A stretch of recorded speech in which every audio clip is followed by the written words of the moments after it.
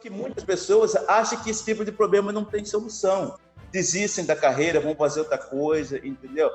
Não, gente, isso tem solução, mas a gente tem que ter paciência, né? E passa a ser um trabalho de formiguinha, porque há um afastamento dos pontos, né? Porque a distonia é uma lesão no córtex cerebral. E aí eu acho que você entrou num ponto que eu ia perguntar, porque é claro, a gente não é médico nem nada, mas você passou pelo problema, você sabe, né, dizer. Então, como que a gente pode explicar o que é a distonia focal no músico, o Bahia? Como que a pessoa, ela, assim, qual é o momento que você diria que a pessoa deve procurar um médico, por exemplo? Então, assim, para o pessoal ter uma ideia, a distonia é uma lesão no córtex cerebral. O que acontece? Vamos pegar 4 pontos. Os pontos do cérebro, vamos dividir ali em A, B, C e D. Os pontos que eram juntos, eles se afastam. Né? E o que acontece? No início, para você ter uma ideia, eu, como instrumentista de vocal, de metal, eu dava comando para eu fechar a boca abria dentro do bocal, parecia uma flor. Era horrível de ver, Fernando. Isso que acontecia, entendeu? Eu dava comando para fechar e o bocal dava o contrário. Né? Você perdeu o controle motor, vamos dizer assim. Exatamente, controle motor. É um duplo comando. Você pensa em fechar, ele abre. Isso entendeu? Acontecia na sua embocadura. Na minha embocadura, os lábios, exatamente. Mas esse é um problema que acontece só na embocadura, acontece nas mãos também? Não, de um violinista, do saxofonista, acontece, acontece com as mãos, né? De repente, é como se fosse um ler, vamos falar assim, grossamente modo, seria um ler, entendeu? Um ler. Mas só que, Fernando, para você ter uma ideia, teve um clarinetista há 3, 4 anos atrás, do conservatório, ele teve uma paralisia parcial da face. Aí ele foi fazer um tratamento, procurou o neurologista, fez um tratamento, em 15 dias ele voltou a tocar. Ele não conseguia segurar o clarinete na boca, não conseguia, né? Mas em 15 dias ele voltou a tocar. Agora, a distonia, já fazem 4 anos que eu estou nessa lida. Você continua tratando, Bahia? Eu continuo tratando, porque a gente faz o retreinamento e a gente continua fazendo o trabalho, né?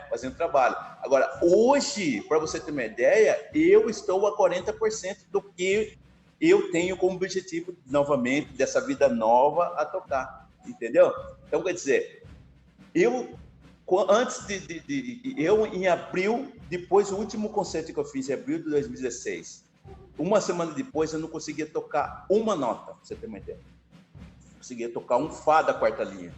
Eu achei que nunca mais ia conseguir tocar. E hoje, graças a Deus, já estou 40%. Coisa tão... E aí o professor Dr. Alexandre, ele sempre falou para assim, Bahia, não confunda processo lento com estagnação.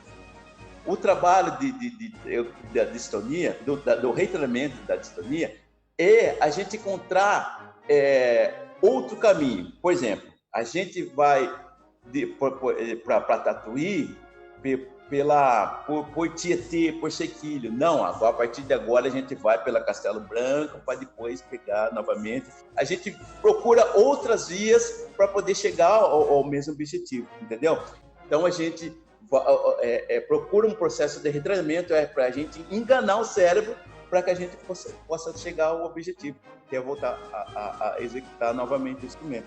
Entendeu? Entendi. Então, esse retreinamento é a gente fazer com que esses pontos eles passem a se aproximar novamente. E quando a gente consegue, já consegue estar executando o instrumento, a gente vê com que esses pontos eles já vão se aproximando. Entendeu? Eles vão se aproximando. Talvez eles não fiquem juntinhos como eles estavam antes, né? Mas eles se aproximam. O processo de a gente estar fazendo treinamento, a gente fazer com que esse processo eles se aproximem, é o que faz a gente voltar a tocar novamente. É um processo difícil, Por quê?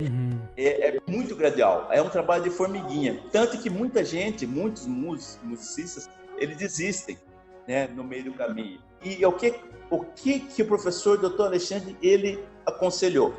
Ele falou, Bahia, você hoje, a gente fez o retreinamento, e você hoje vai ter que ter outros pilares. Você tem um pilar técnico, que sou eu, né? Que vou estar trabalhando com você. Você vai ter que ter um outro pilar nesse seu trabalho. É o pilar do trabalho psicológico, o trabalho de fé, que é o religioso, entendeu? Vai ter que ter esses 3 pilares juntamente, para você trabalhar juntamente, que vão te ajudar nessa sua recuperação.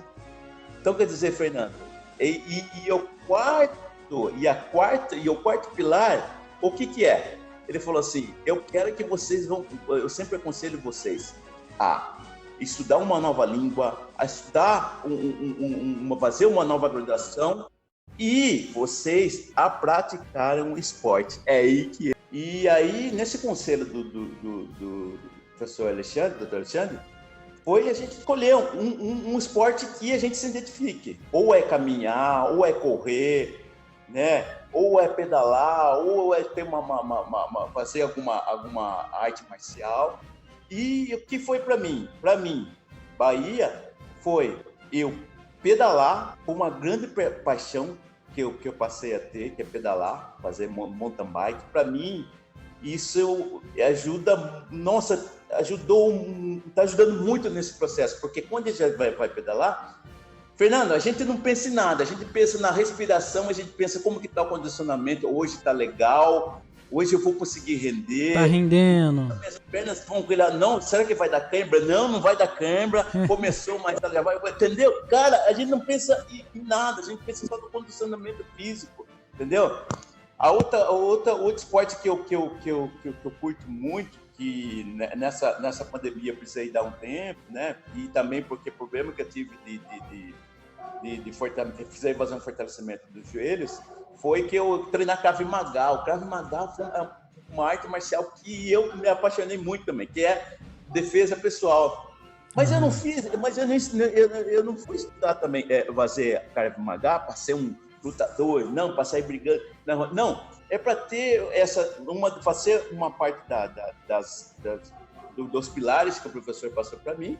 E eu, como tenho um bebê, e poder futuramente ensinar, filho, se não vai brigar na rua, mas se acontecer alguma coisa, você vai poder estar se defendendo também. Se vira nos 30. Entendeu? Então, mas por isso, não é para ter uma cultura de briga, não, mas sim como uma prática de um esporte, entendeu? Que passou a ser uma filosofia, adotar como filosofia de vida também.